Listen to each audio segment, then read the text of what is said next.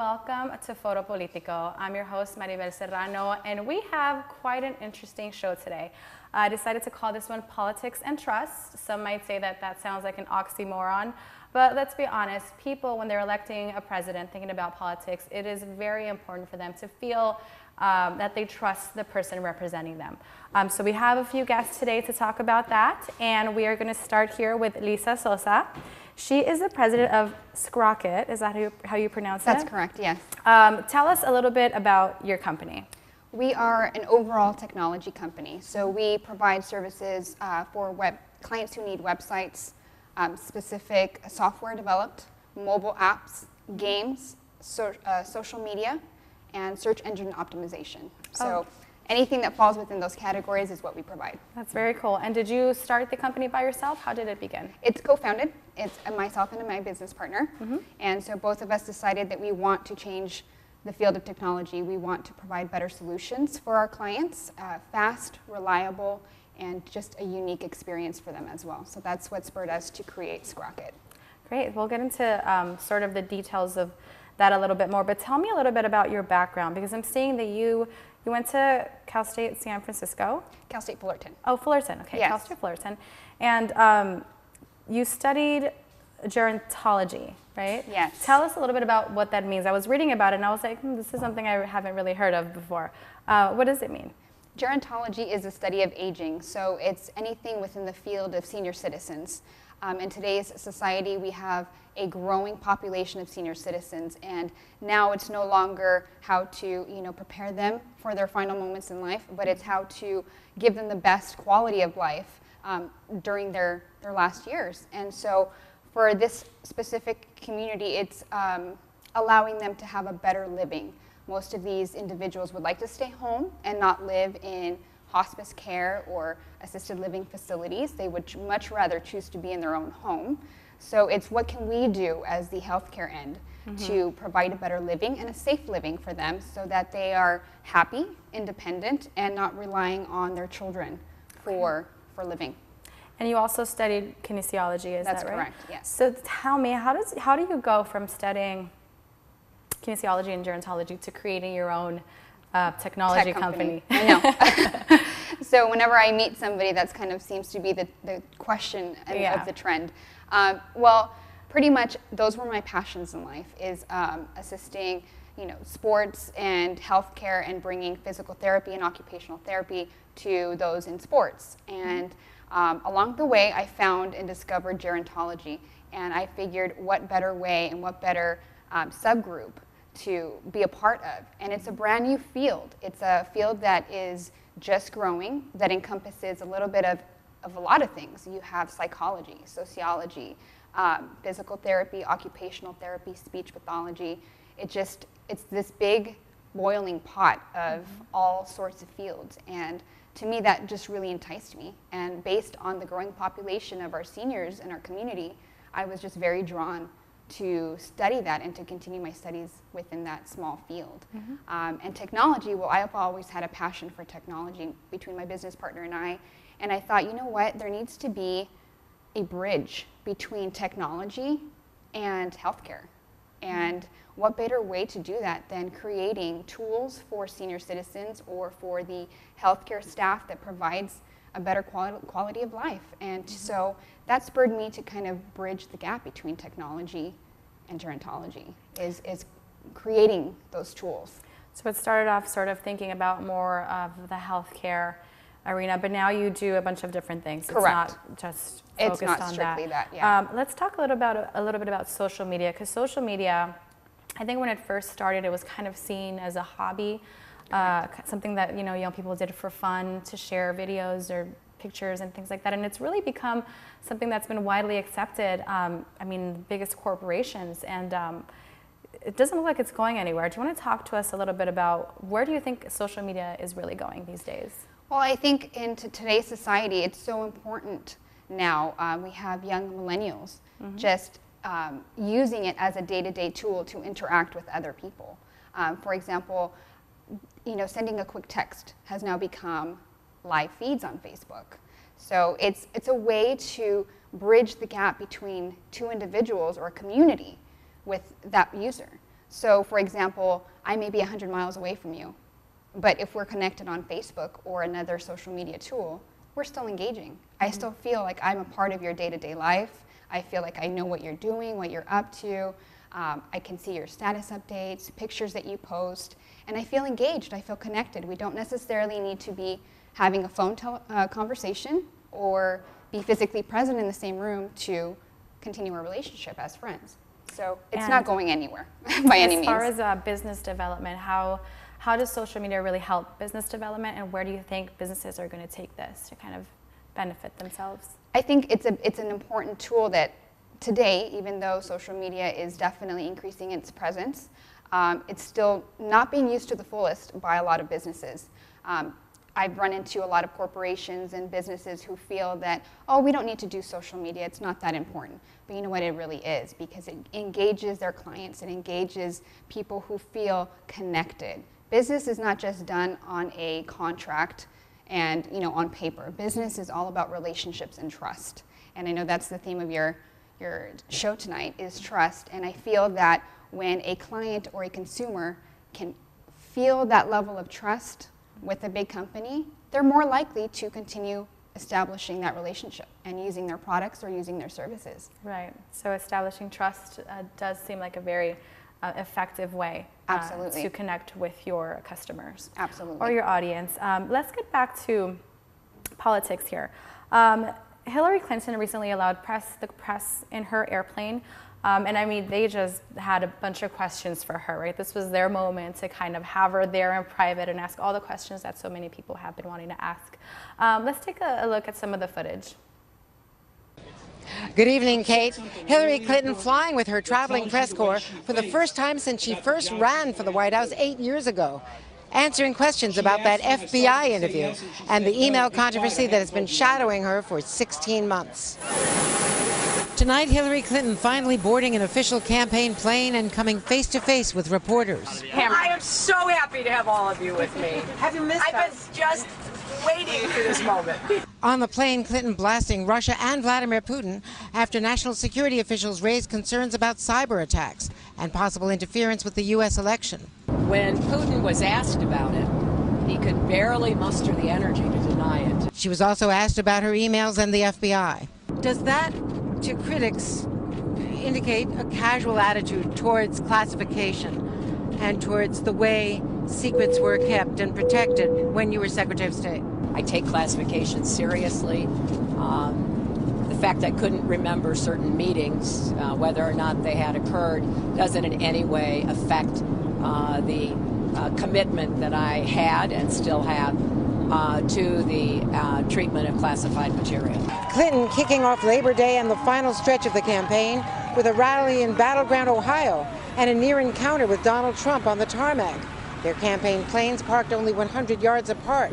Her top surrogates all out today. There's so many people like Trump who look at us like we're not their equal. I'm sick of it. I have had it up to here. Bill Clinton at a Labor Day parade in Detroit. And for the first time in a solo rally for Clinton, former rival Bernie Sanders in New Hampshire, a critical state. On every issue, Hillary Clinton is the superior candidate, hands down. After Ohio, on to Illinois, on the border with Iowa, another critical battleground. Clinton saying she is more than ready for the mad dash to the finish line.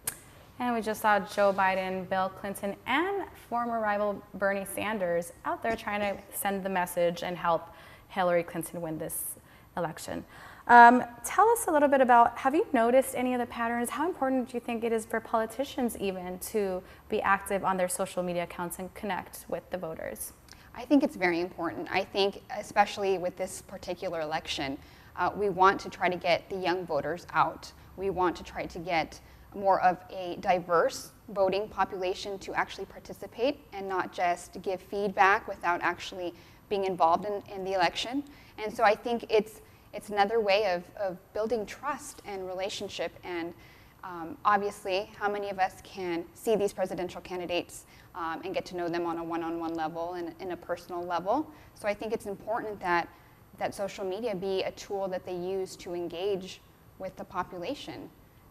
For as much as we can see with the media, it's always wonderful to get that one-on-one experience. What sort of effect do you think that it has? Because I notice a lot of people, especially millennials, will post something, right, like in support of a candidate or against the candidate.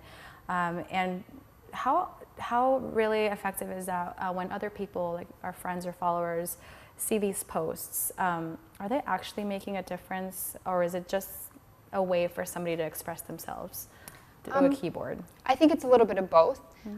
Being that, for example, let's just use Facebook. That's a personal page, so if a user is posting their opinion about a particular candidate, that's a form of expression, and they're sharing that with their community of followers. But it's also a way of educating maybe the followers who are not following the political election, so to speak. So it's another way of educating the followers who are not as knowledgeable, and perhaps showing them or guiding them and influencing them in some way. I think a lot of us that do use social media, I use it, I know, on a regular basis, I love it, are sort of trying to increase our social media following. What do you think is a few ways that we can do that?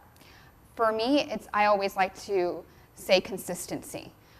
Just because you open up a profile, whether it's on Instagram or Twitter, you need to be consistent in using it. So it's using all of the tools, the pictures, uploading pictures, documenting, uploading video, or live feeds even. I personally like live feeds because I feel like you're literally there in the moment and you're capturing that. So for me, I think being consistent and taking advantage of all of the tools within that platform is really going to bring your likings up. Let's talk about social media etiquette, because I feel like social media just kind of came out, we all started using it, and it's been moving really, really fast and developing and becoming more accepted now.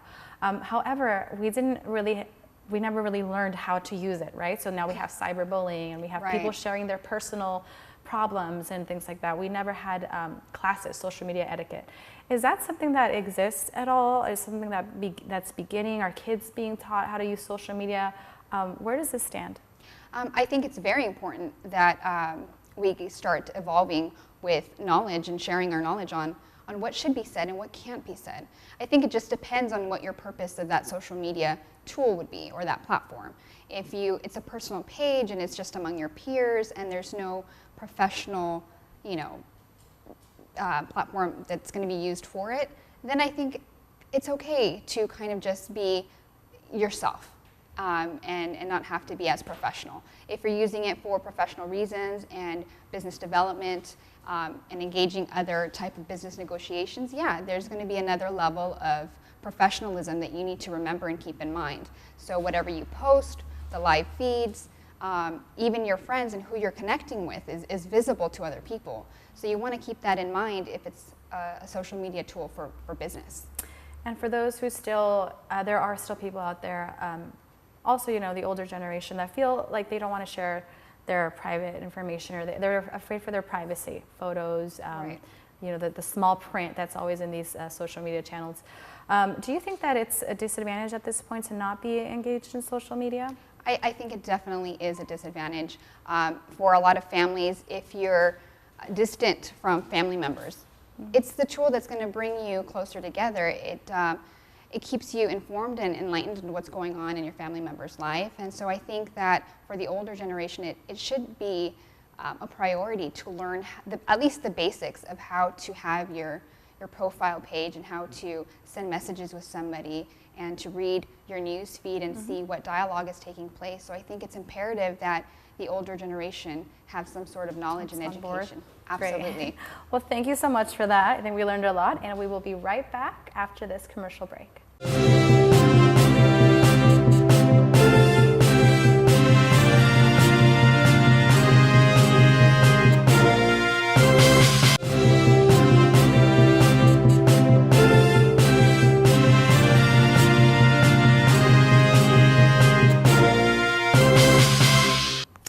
Welcome back. I am joined here with Lisa Sosa. She is the president and creator of a technology company, Sprocket. That's right. And then we have Stephen Figueroa. Thanks for joining us again. Today we're talking about trust in politics because it's been such a major issue for this election. But it's always been, you know, something in the back of people's minds when deciding how to vote, who to vote for. So we're kind of getting into detail about that and trying to understand what these candidates are doing to gain the trust of their voters. So let's start with Lisa. Let's talk about Trump for a little bit. Not that I enjoy discussing him, but he is the candidate. So That's right. That's right. We kind of have to, you know, we have to see what's going on here. It's a real threat, and you know, he's facing he's been facing a lot of questions, and he's been sued, and he just has these tactics where he turns things around and tries to make it seem That's right. like he's the one being victimized and someone else is attacking him. Correct. And these are, you know, things that he learned since his father started his real estate empire. But now he's using these and scaring the American people and using threats and offending Hillary Clinton. What's your view on that? I think it's just a shameless tactic. It's a tool and a mechanism of dealing with fear, in all honesty. And it's diverting the attention somewhere else. I'm always the victim, it's never me. And his unwillingness to just be honest and stick to whatever platform he stands on. To this day, I don't even know what platform he stands on because it's continuously changed time and time again. And it's whatever the situation may be at the time. He says something, and then 2 days later, that's not what I said, let me correct myself, and he'll adjust it. And he's been doing that since the very beginning. So I think for the voters, we don't really know what his exact platform is, and that's disturbing. That's disturbing for myself, and I believe that's disturbing for a lot of the voting population. And since you are a social media expert, we have seen tweets coming through his accounts that sometimes he turns personal stories into a way to kind of benefit himself and create attention around him. Do you think that tactic is helping people that already are going to vote for him? And how can he change? Is there a way that he can change at this point after expressing all this through social media? I think not. I think at this point it's too late. He's too far deep down the rabbit hole to completely change and turn around and give a different image to the voting population. He can try. He can surely try to do that. I would expect him to. We've seen him kind of change positions along the way. So I would expect him to try to change, but I think the voting population, we're a little bit smarter than that. I think for us, it wouldn't work. Let me go to Steve Figueroa here. Do you think that Donald Trump is he really trying to change? Is he really wanting to benefit or to want what the American people want, or is this a very self-serving sort of attitude? Donald Trump, in one word, is a narcissist. I mean, his idea of trust is, trust me because I'm better than the other person. Trust me because if you walk down the street and you're African American, you're going to get shot. Well, the man is an avowed racist. I mean, he thinks that if he attacks somebody else, therefore he makes himself better. That seems to be the trust. And he's basically demonstrating a lack of trust. Right. You know, there's an old saying, you know, that he protests too much. I think that was Shakespeare said that, or in one of his plays. Mm-hmm. And that's a good way to describe Donald Trump. I mean, he's a man that shouldn't be trusted. I think a lot of people would agree with me that it's incredible that he's been able to make it this far, considering he doesn't even call himself a politician. Let's watch this quick video of questions that Trump has received over Trump University. I just don't think she has a presidential look, and you need a presidential look. You have to get the job done. But it's questions about the appearance and timing of an illegal political donation that are now surrounding Trump. In 2013, the Donald J. Trump Foundation donated $25,000 to a super PAC tied to Florida Attorney General Pam Bondi, as her office was considering a fraud investigation into Trump University. That investigation was never opened.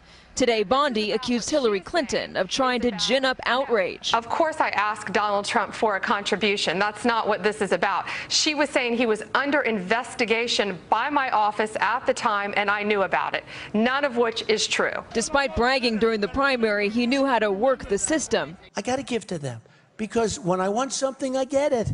When I call, they kiss my ass. So there we had the Florida Attorney General denying that that her office was paid to not open this investigation. Do you believe that? Oh, absolutely. It was a bribe. It was a nonprofit, a 501c3, making a donation to her campaign, which is illegal. It's a violation of the 501c3 status. That nonprofit needs to lose its status. Those people can be held accountable with criminal fines, I think, up to 20 years. And for the Attorney General of the state to ignore that, she was derelict in her duties. Why? Because he gave her $25,000. He was only fined $2,500. Any other nonprofit would have gone to jail. This is unbelievable. And you know, Hillary may have the email issues. Donald Trump has the university issue that just won't go away. His fraudulent bankruptcy that he does. He has sophisticated attorneys that dupe a lot of small businesses and a lot of individuals into investing, and then he files bankruptcy, and he's the only one who makes money, but somehow he's the big loser in the end. Do you think, I'm going to go back to Lisa over here, do you think, because you do business development as well, is it possible to businesses and corporations to be successful without having to kind of go through corruption and bribing and things like that? How is that something that is doable? Because I know that there's a lot of this going on. This money was supposed to go to this, but instead it went to something else. So how can businesses be more honest and kind of just maintain their goal without, you know, including bribes?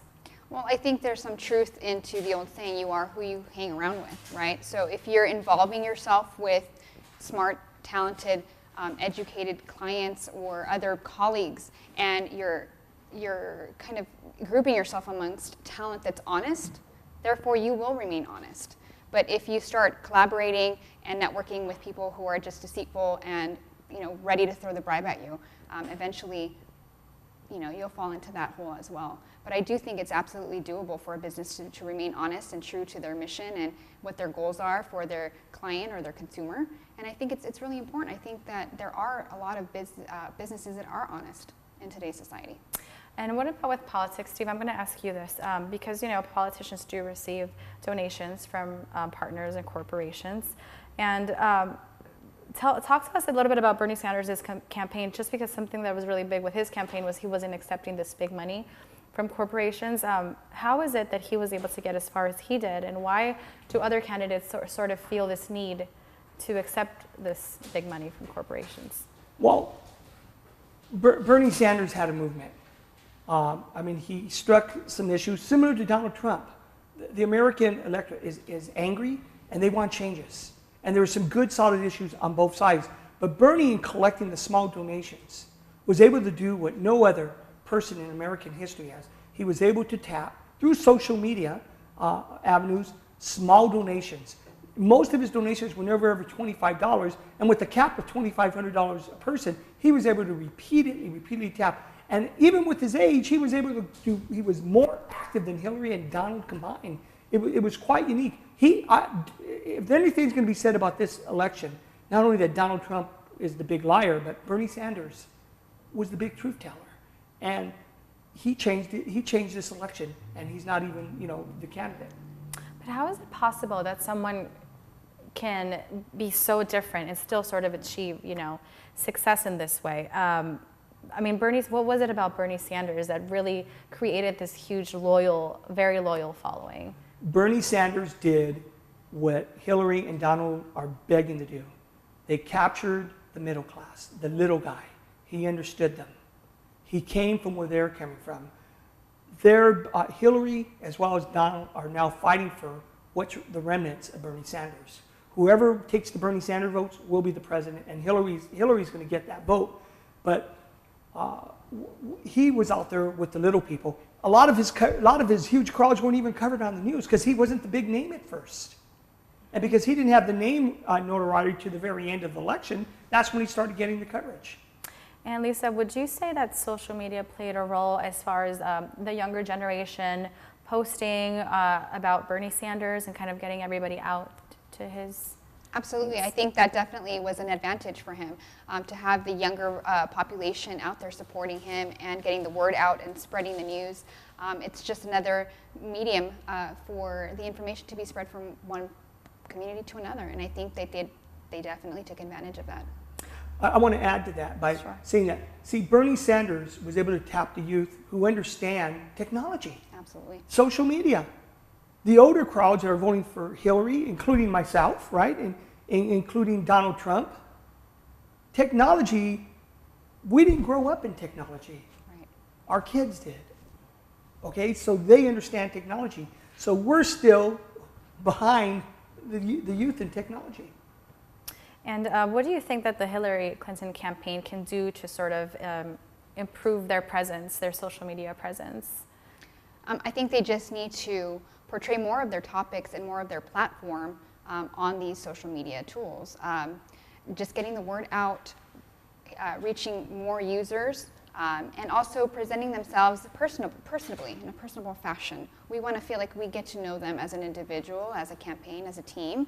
And so I think if the population begins to feel that from her side, that's more enticing. That's definitely a draw and a pull for the younger population.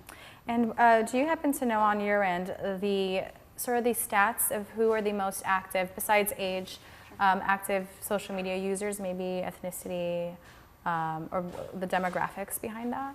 I don't know the exact numbers or the exact data. I do know that we're definitely coming closer to bridge that gap between the younger generation, the millennials, and those of perhaps Steve's generation, as he mentioned before. So we are working on bridging that gap closer together. And let's talk about hashtags. When there's a political event, or there's a specific hashtag that's designed for an event, do people, is that an effective kind of way of getting more people involved and engaged? Absolutely. It's definitely an indicator of a movement, whatever movement that may be, or event, or political party. It's definitely a way of categorizing that and promoting it and creating a movement. So whenever someone puts a hashtag and their followers see that hashtag, well, guess what? It's going to be, ripple down and trickle down. And before you know it, that hashtag just became very, very popular. And I know that Steve likes to get very controversial on his social media. How does that work for you, Steve? Well, on my social media, what works for one person doesn't work in another. And I'm a civil rights activist. I'm a political activist. So I'm the one who's going to ask the question that no one wants to ask. It may affect their job because they have a 9-to-5 job. I'm self-employed. So it's not going to affect me. I depend on asking that question that no one else wants to ask because, quite frankly, it gets me work. It helps what I do. It gets my message across. And how do you handle when you receive these negative comments and these attacks on your social media? I first laugh. That one sentence can, one Donald Trump is a racist can attract 1,000 negative comments, tells me I got my message out. Absolutely. The negative comments don't bother me. For a lot of people, they say, oh my gosh, you see what people are saying. You're going to let it bother you, then you're in the wrong business. That's right. You're in the wrong business. To me, any knock's a boost.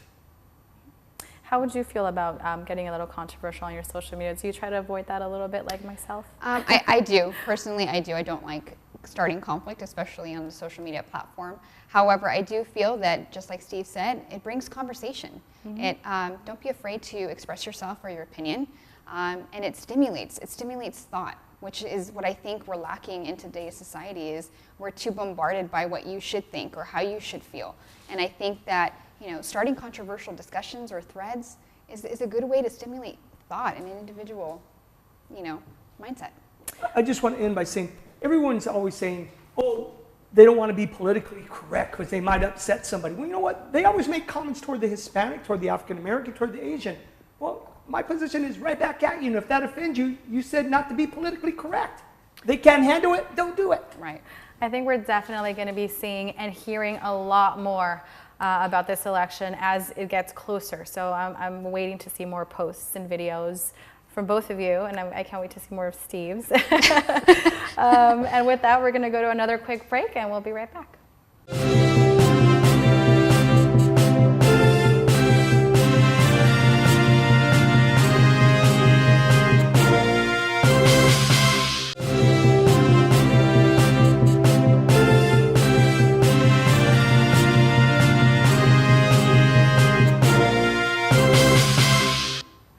Welcome back to FORO Politico. I'm here with Elisa Sosa and Steve Figueroa on our segment that I decided to call Politics and Trust, because it sounds like an oxymoron, but we're trying to really kind of understand the details of how this works together. both candidates have been facing a lot of questions by potential voters. Can I trust them? You know, especially after Bernie Sanders was off the race, a lot of very loyal Bernie Sanders felt a little awkward about now supporting his former rival. But a lot of politicians, you know, are still sort of expressing their support for Hillary Clinton. Let's watch this quick video of former Mayor Antonio Villaraigosa in his take on Hillary Clinton. How does he move past this and get Americans to trust her? Well, I think Hillary's acknowledged, and certainly the campaign understands, and as you mentioned, so do the voters, that the issue of trust is an issue that's front and center in this campaign.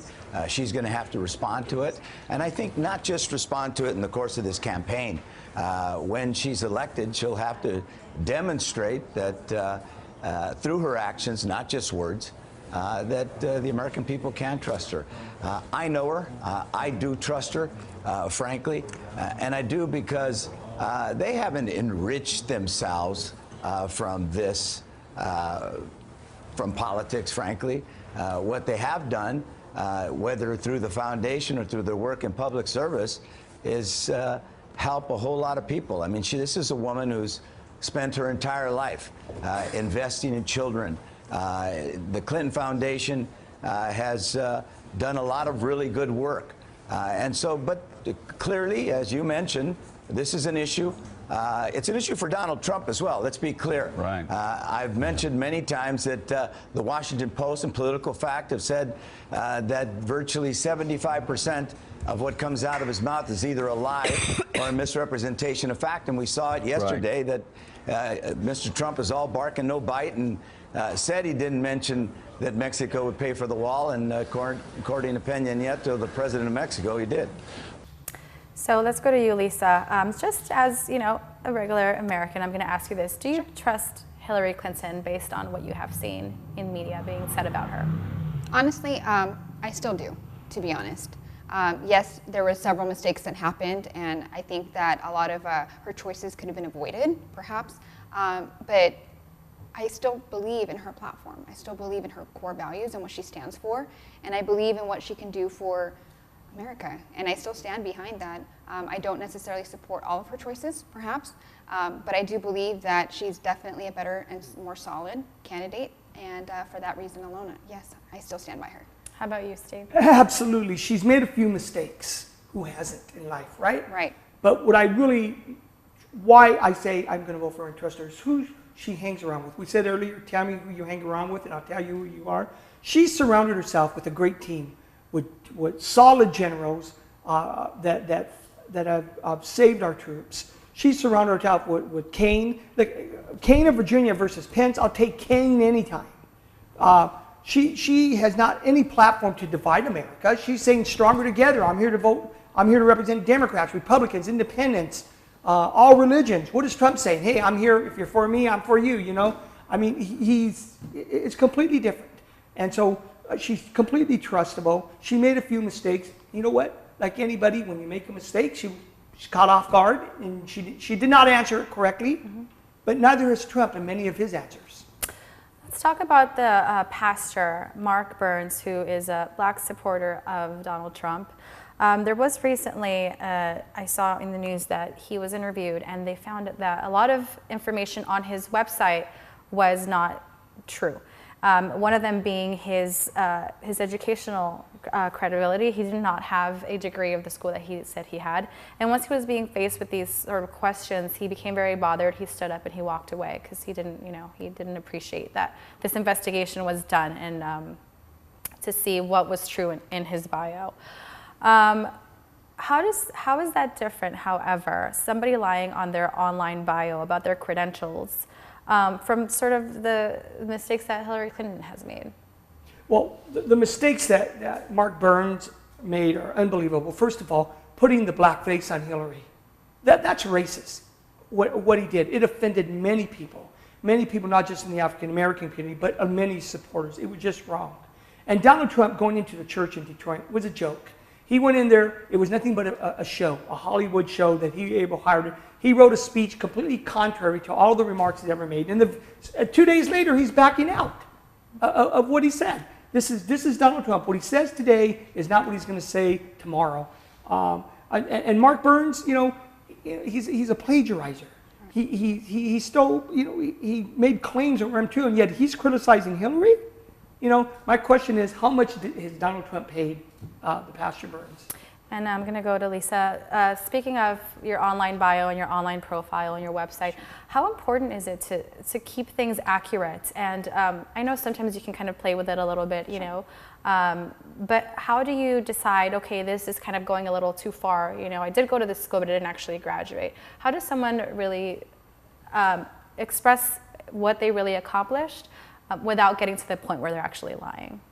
I think it's important that the big picture, the facts, the important facts are maintained on whatever profile or platform you're using. You keep the main facts valid.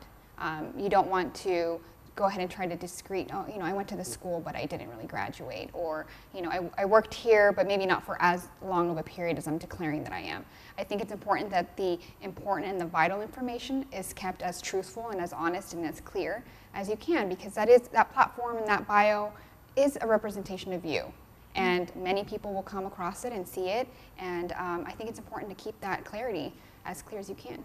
And how often do you think that someone's online profile should be sort of updated or amped up? I think for the most part, every 6 months is a good term to do so. If you are changing jobs, or if you've received an award, or you're joining a different organization or a networking group, go ahead and change it immediately. You want that platform to be as updated as you can have it. And for your online profiles, do you think that it's a good idea to put in your, not talking about social media, but just Sure. like your bio or your website, Sure. anywhere on there, should that have any political preference on there, religious, or is that kind of going a little too far? I think that for me personally, that's going a little too far, because when you're representing your business or it's a professional page, you want to be inclusive. You want to seem welcoming. You want to be welcoming to a diverse range of clients and potential customers. So I think that information should be kind of held back just a little bit. That's just my personal opinion. I think as we saw with Mark Burns, this information does come back after a while. I mean, even if you try to change it last minute, you have screenshots Absolutely. now. So everything that's out there, it's out there. There's no takebacks. What happened at the church? I mean, Donald Trump visited a black church. How did that go? Well, Steve? outside the church, it was almost a riot of people upset during the interview. It was followed by, last night, the Commander-in-Chief Forum, where Donald Trump was attacking the generals, where he made false statements repeatedly over, and Matt Lauer kind of fell short in that area. He didn't call him and say, well, he's attacking our generals. Well, tell us which general's doing a bad job. Okay? He didn't call him out on a lot of the comments that he made. It's just like the church. Trump says one thing in church, and as soon as he leaves the church, it's liar, liar, liar. So he's in church saying, hey, I'm here before God, I'm here with civil rights. As soon as he got out of church, it's let's attack the Mexicans and let's attack our military. He's right back at it. So why didn't he go to church? It makes no sense. It's funny. But it was a full church. I saw footage, and were the people in the church Trump supporters, or were they just kind of living their regular As I understand, lives? they were handpicked individuals there to hear a speech who cannot glorify God in church. They were singing of God. Mm-hmm. That doesn't mean they were praising Donald Trump, because afterwards in many of the news stations, they were attacking Donald Trump, many of the pastors. Mm-hmm. It's still a wait-and-see game. And that was just remember, we're talking 0.1% African Americans supporting Donald Trump, and 13% of local Latinos supporting Donald Trump. You got to figure where these guys coming from. They got to be crazy, And I see also that the Dallas Morning News just endorsed a Democrat for the first time in 73 years. I mean, that is a very long time. Why did this happen, Steve? Well, it's because, as they said in their statement, is Donald Trump is all over the place. There's no consistency. He doesn't not have conservative values. He doesn't even have liberal values. He has Trump values. I mean, he's just so all over the place. Today he's your friend, tomorrow he's your enemy. He still thinks he's on, The Apprentice reality TV show. And, we made a prediction almost 9 months ago when we started the show was, can you make a prediction for this election? I said, it's going to be a giant reality show. And that's what it's turned out to be. Lisa, how important, or what does a public endorsement do for the public after, you know, a political figure or a public figure comes out and endorses someone else? How does that shift public opinion? Well, it's just a declaration. It's a public declaration of what you're standing for and who you're supporting and what platform it is that you are trying to align in the higher rankings. So you are outright coming out to the public and saying, this is what I stand for, this is what I believe in, and this is what I support. So for the public, it's a declaration. It's like you writing, you know, something on paper and you have it up on the wall. So swaying public opinion after an endorsement has been made is very, very difficult because you have just come out with whatever stance you have. Mm-hmm. Let's talk about, speaking of endorsements, Bernie Sanders did, you know, endorse Hillary Clinton, and he's still going out there and campaigning for her. What do you think would have happened if he did not choose to do that? Because I know a lot of his followers and supporters were very upset to see that he, you know, stepped out in support of her. But what really would have happened if he would have decided not to do that? In most elections, like when Hillary ran against Obama, a certain percentage always goes to the other side. That's just a given. They're so upset that they will vote for the other side despite them. Had Bernie Sanders not did this, it would have harmed Hillary, but not to a marked degree because Donald Trump is so offensive. He's so racist and he's so anti-women that, you know, most of the voters for Bernie would have come back to Hillary because, you know, like I said, they have no other choice. And I know that's a sad reason to vote for somebody, but the bottom line is we haven't seen somebody like Donald Trump since Nuremberg in 1938, when we had Hitler. Yeah, but he did have a huge following of young people. So do you think that, do you see any sort of patterns, at least I can ask you this as well, of former Bernie supporters kind of moving more towards Hillary? Hillary Clinton has said she will take up the student debt issue. That's right. She is taking up the Bernie Sanders issue. She said at the convention, we've heard you loud and clear. Your issues are our issues. And so I believe within the first year, we will be dealing not only with the student debt issues and immigration reform. These issues will be resolved. And no one's going to be happy, but they will be resolved. And Lisa, tell me a little bit about, when you keep up with, are you keeping up with trends? Do you kind of see Hillary gaining more support by young people that maybe formerly were supporting Bernie Sanders? Absolutely. I mean, partly because she is coming at the right time. It's wonderful to see a strong businesswoman such as Hillary and the platform that she stands on, and it's wonderful to see that. And I think that a lot of the young supporters who may have gone for Bernie are now, you know, coming onto her plate, because let's look at the other contender. We have Trump. And out of the two, I mean, absolutely, they're definitely jumping on the Hillary bandwagon. How much do you think it's affecting this whole Hillary campaign, the fact that she's a woman? Do you think that that's also having sort of a negative effect?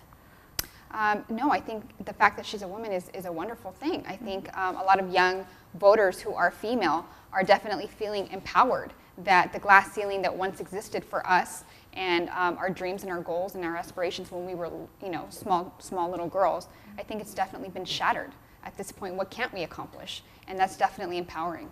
Steve, do you agree with that? Do you think? Oh, I agree. You know, Hillary is a dynamic woman, but she's an incredible person, reaching out to everyone. And I think that's what the American voter sees. It's no longer a woman issue.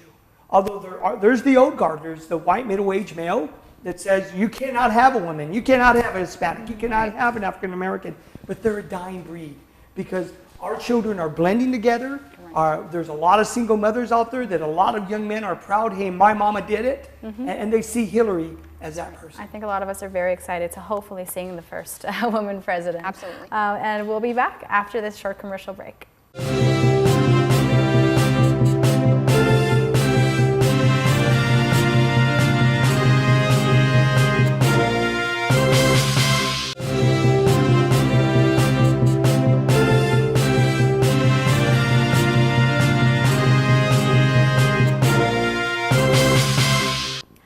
Welcome back. I am joined here by Lisa, founder of Sprocket, and Steve Figueroa, educational consultant. We are talking about politics and trust today. Let's talk a little bit about, there was an article there was a CNN reporter who tweeted this non-disclosure agreement for volunteers that were signing on to volunteer the Trump campaign, and she highlighted a lot of things in there. For example, a lifelong contract saying that they would never say anything negative about Trump or his products or anything associated with him, and also that in the future they would tell their employees not to criticize him either. It was very detailed, and she went through and highlighted all these different portions. But how can he get away with something like this, written on paper on a legal document? You know, any fool that signs on with Donald Trump deserves to lose the First Amendment right. He cannot suppress free speech, and if they're signing this, they're fools. The Republican Party, which used to stand for less government intrusion in private life, has become the Trump Party that invades the lives of everybody. So, I mean, it's completely, to me, unconstitutional. I do not believe it could be held up in court in the First Amendment rights. We have the right to petition our government. We have the right to speak our redress. And if Trump don't like it, too bad. So I tell you, if you're foolish enough to donate money to a billionaire and you're foolish enough to sign a non-disclosure pact with Trump, and your life is miserable and you're complaining about it, now we know why. But even if, you know, whoever is citing this is foolish, how is he getting away with writing this and requesting this from his volunteers legally? How because can he be sued? Donald Trump is betting on the stupidity of his followers. Bottom line. And if I offended any Trump supporters, thank you. Makes me feel better. What's your take on this? No, I completely agree with Steve. He's relying on this veil, an ignorant veil that these supporters have. And, you know, whether they choose to take that veil off of them and see the truth, he's just relying on ignorant, you know, supporters. And he's not really caring to educate them at all. It actually makes me want to sign on as a Trump supporter and then badmouth him just to see what he would do. There you go. Of course, Steve. Steve would say something like that. So, I mean, if this is the case, I mean, if these are the volunteers, you know, someone who's willing to give their time and their skills or whatever to volunteer for your campaign, then, you know, then why is Trump really, why is he aiming to be president? I mean, if he's doing this to the people who want to volunteer for him, what's his goal? I mean, seems like it's not to really take care of the nation, right? Vladimir Putin, Vladimir Dracula, Stalin. Look at his heroes. Mao Tse-tung. He's a dictator. He gets his way by scaring people. That's right. But he's going to find out in the Latino community, we're not afraid. Bring it on, fool. And speaking of the Latino community and their views, there was a national Latino survey. There was a national poll of more than 3,700 Latino registered voters, which shows that the most important issues facing the Latino community are, number one is immigration, which I thought was kind of surprising, second, economy, third, healthcare, and fourth, anti-Latino and immigrant discrimination. Why do you think that more Latinos are sort of concerned about immigration versus immigrant discrimination? As an advocate for children, because every day we are Americans from the time we wake up to the time we go to bed. But we're subjected to disparaged treatment, disparaged comments, discriminatory enforcement of the law. We're tired of it. We're no longer going to be second class. And when we vote and we tip the scales in Hillary's favors, everyone will stand up. Every time we say the sleeping giant is awakening, well, guess what? Now we're going to sit up. How effectively do you think that polls are when kind of trying to find out what's going to happen, either with, you know, an election or just in general, polls and media? We discussed this a little bit earlier, Steve, that I think that it depends who your pool is. Where's your data coming from? What questions are you really asking? You know, if you go to a university that's primarily white, that's rich and, you know, doesn't have a large extensive minority group, well, your answers are going to be a little bit biased. So I think that it's important to have a wide pool of survey takers. You know, if you're going to be presenting a survey in a poll, you want to make sure that you have a wide array of people taking that. And you want to make sure they're voters. Absolutely. And you want to make sure they have a propensity to vote. Correct. And you want to make sure, you know, are they new voters? What type of voters they are? Right. So when you give that poll, it's not only credible, but it's accurate to the different demographics. Right. And in regards to what candidate is the most favorable, the majority of Latino 75% have a favorable view over our current president, Barack Obama. I think we're all going to miss him very much. And we'll end with that. Thank you guys so much for joining us. Thank you for watching, and we'll see you at the next Foro Politico. Si se puede.